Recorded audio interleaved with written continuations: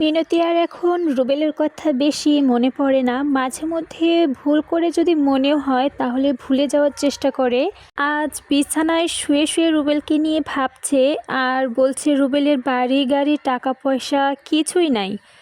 বাড়ির অবস্থাটাও বেশি ভালো না। যাদের নুন আনতে পান্তা ফুরায় এই সমাজে ওর মতো ছেলের কোনো দাম নেই। ওকে বিয়ে করলে আমার জীবনটা শেষ হয়ে যাবে। মেনে নেবে না কোনোদিনও পরিবার থেকে। সব মিলিয়ে দুঃখ কষ্ট ছাড়া রুবেলের কাছে কিছুই পাবো না। আর বিশাল সব আছে ওর, গাড়ি বাড়ি টাকা পয়সা শিক্ষা। এক কথায় পৃথিবীতে বেঁচে থাকার জন্য যা যা প্রয়োজন সব কিছুই আছে। শুধু দেখতে একটু খারাপ, তাতে কি? বাবা মা সবই চায় বিশালের সাথে বিয়ে দিতে। এমনকি আমিও চাই বিশালের সাথে বিয়ে হলে ভালোই হবে। ওর সাথে উড়াল দিয়ে চলে যাব লন্ডনে। থাকবে না কোনো অভাব নামের অশ্রু, চারদিকে জুড়ে থাকবে সুখ আর সুখ। নানান কিছু ভাবতে ভাবতে ঘুমিয়ে পড়ল মিনতি। রাত অনেক হয়েছে কিন্তু রুবেলের চোখে কিছুতেই ঘুম আসছে না। কাল কি মিনতির সাথে দেখা হবে আমার? যদি দেখা হয় তবে মিনতি যদি চাকরির কথা বলে তাহলে আমি কি বলবো? আমার চাকরি হয়নি, তুমি কোনো চিন্তা করো না, সময় মতো একটা ব্যবস্থা হয়ে যাবে। এসব কথা শুনে যদি মিনতি আমার উপর রাগ করে? না না, মিনতি আমার উপর রাগ করতে পারে না, কারণ মিনতি আমাকে ভালোবাসে।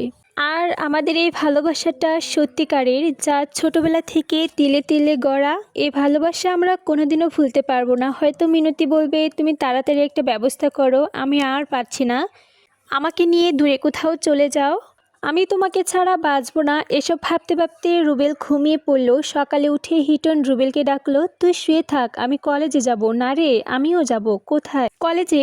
আমার সাথে? না, মিনতির সাথে দেখা করতে। ও শালা, মিনতির সাথে দেখা করার জন্য আমার কাছে আসা? তা মিনতি কি এখনও তোকে আগের মতো ভালোবাসে? বাসবে না মানে? আমরা ভালোবাসায় কি কোনো ঘাটতি আছে? আমাদের ভালোবাসা জ্ঞান হওয়ার আগে থেকে, সে ছোটবেলা থেকে তিলে তিলে গড়া ভালোবাসা কোনো মরিচা ধরতে পারে না। বাহ বাহ, মিনতির উপর তোর এত আত্মবিশ্বাস? ভালো বন্ধু, ভালো। আত্মবিশ্বাস থাকা ভালো, তারপরেও দেখিস বড়লোকের মেয়ে, তুই বেশি খবর রাখোস না, কখন যে কি করে বসে বলা যায় না। অন্য কারোর সাথে উড়াল দিয়ে যেন চলে না যায়, শক্ত করে ধরে রাখিস। না রে হিটন, মিনতি এমন হতে পারে না। আমি ওকে সে ছোটোবেলা থেকেই জানি। শহরের সব মেয়েদের চেয়ে মিনতি অন্যরকম মেয়ে। ওর কাছে শহরের চেয়ে গ্রাম বেশি ভালো লাগে। ওর মনে কোনো লোভ লালসা নেই, আমি আজ পর্যন্তও দেখিনি। তুই দেখিস একদিন আমি ওকেই বিয়ে করব। ঠিক আছে রুবেল, চল, এবার দেরি হয়ে যাচ্ছে। দুই বন্ধু একসাথেই বের হলো। রুবেল সোজা গেল মিনতির কলেজে। ক্লাস চলছে।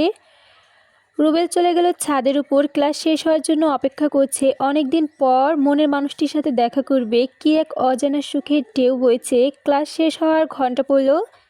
মিনতির বান্ধবী নদীর ছাদে এসে দেখতে পেল রুবেলকে। আরে রুবেল ভাই, আপনি কখন এলেন? এই তো নদী, একটু আগে। মিনতি কোথায়? ওর ক্লাসে। আপনি একটু দাঁড়ান, আমি মিনতিকে পাঠিয়ে দিচ্ছি। ঠিক আছে, যাও। মিনতি এসে রুবেলকে বলল, তুমি এখানে? হ্যাঁ মিনতি, কাল এসেছি রাতে হিটনের কাছে ছিলাম। আজ তোমার সাথে দেখা করতে এলাম। মিনতি, তুমি কেমন আছো? রুবেলের কথা শেষ হওয়ার আগেই মিনতি বলল, কি তোমার চাকরি হয়েছে? না মিনতি, এখনও কোনো ব্যবস্থা হয় নাই, তবে তুমি কোনো চিন্তা করো না, সময় মতো একটা ব্যবস্থা হয়ে যাবে। মিনতি রাগিতভাবে বলল, আমার বিয়ের পরে? না মিনতি, আর কয়েকদিন অপেক্ষা করো। তোমার জন্য অপেক্ষা করতে করতে আমি বুড়ি হয়ে যাব। আমার রূপ যৌবন সব শেষ হয়ে যাবে। তখন তুমি কেন, পৃথিবীতে কেউ থাকবে না আমাকে বিয়ে করার জন্য। প্লিজ মিনতি, তুমি এভাবে কথা বলো না। রুবেল, আমি তোমার কোনো কথা শুনতে চাই না, তুমি এখান থেকে চলে যাও। হঠাৎ মিনতি এ ধরনের কথা শুনে রুবেল যেন বোবা পাথরের মূর্তি হয়ে দাঁড়িয়ে রইল। মিনতিকে কি বলবে যেন মুখের ভাষায় হারিয়ে ফেলেছে। মিনতি আবারও বলল, আমার কোনো কথা তোমার কানে যাচ্ছে না? এবার রুবেল আস্তে আস্তে বলল, তোমার আজ কী হয়েছে মিনতি? আজ 11 বছর যাবৎ তোমার আমার ভালোবাসার সম্পর্ক, কোনো দিনও তো আমার সাথে খারাপ আচরণ করনি। আমার কিছুই হয়নি। না, আমি বিশ্বাস করি না তোমার কিছু একটা হয়েছে। তা না হলে যে মিনতি আমার জন্য পাগল ছিল, আমাকে না দেখে যা হৃদয় পুড়ে ছাই হয়ে যেত, সেই তুমি আজ আমাকে বলছো তোমার সামনে থেকে চলে যেতে? মনে হচ্ছে তুমি আমাকে একটু ভালোবাসো না। মিনতি, তুমি খুব সহজে বলে ফেললে না আমি তোমাকে ভালোবাসি না। না কথা শুনে রুবেলের মনে সত্যি এবার আগুন জ্বলে উঠল এবং চিৎকার করে বলতে লাগলো, আমি বিশ্বাস করি না, তোমার চোখ বলছে তুমি এখনও আমাকে ভালোবাসো। তুমি কিছু একটা লুকানোর চেষ্টা করছো। না, আমি সত্যি সত্যি বলছি। এবার রুবেল সত্যি সত্যি অবাক হয়ে গেল এবং নরম সুরে বলল, আরে তুমি কি এতদিন আমার সাথে অভিনয় করেছো? হ্যাঁ, যদি মনে করো তাই। কিন্তু কেন? কি দোষ করেছি আমি?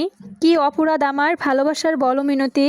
তোমার অপরাধ, তুমি বামন হয়ে চাঁদ ধরতে এসেছো। বা মিনতি, বাহ, তুমি আমাকে আর সত্যি অবাক করালে। একদিন তুমি বলেছিলে শহরের সব মেয়েরা সমান নয়, ভুল বলেছিলাম। আজ তোমার ভুলের জন্য আমি কেন কেঁদে যাব? আমি কেন কষ্ট পাবো? তোমার কোনো কথা শোনার ইচ্ছা হচ্ছে না এবং তোমার সাথে কথা বলারও কোনো ইচ্ছা হচ্ছে না। আমি চলি। দাঁড়াও মিনতি, তুমি সব কিছু এক নিমিষেই শেষ করে দিয়ে চলে যেতে পারো না। আমি তোমাকে ছাড়া বাঁচবো না। তুমি সব কিছু বোঝার চেষ্টা করো। তুমি এত নিষ্ঠুর হও না। আমি তোমার কোনো কথাই শুনতে চাই না এবং কোনো কিছু বুঝতেও চাই না। এই বলে সামনের দিকে পা বাড়ালো রুবেল। পথ আগলে মিনতির সামনে গিয়ে দাঁড়ালো। মিনতি রাগিতভাবে বলল, পথ ছাড়ো বলছি। এই বলে আবারও সামনের দিকে পা বাড়ালো। এবার রুবেল মিনতির হাত টেনে ধরলো। হাত হাত ছাড়ো বলছি। না না না, আমার সব কথা শেষ না হওয়া পর্যন্ত তুমি কোথাও যেতে পারবে না। এবার মিনতি সত্যি বিগে গেল। হাত ছাড় বলছি। আমার হাত ধরার সাহস তুই কোথায় পেলি? একদিন তুমিই দিয়েছিলে। মিনতি হাত ছাড়ানোর চেষ্টা করছে কিন্তু পারছে না, তাই আবারও বলল, হাত ছাড় বলছি। তা না হলে কিন্তু আমি চিৎকার করে কলেজের সব ছেলেদের দিয়ে তোর হাড় মাংস গুঁড়া করে দেব। এ কথা শোনার সাথে সাথে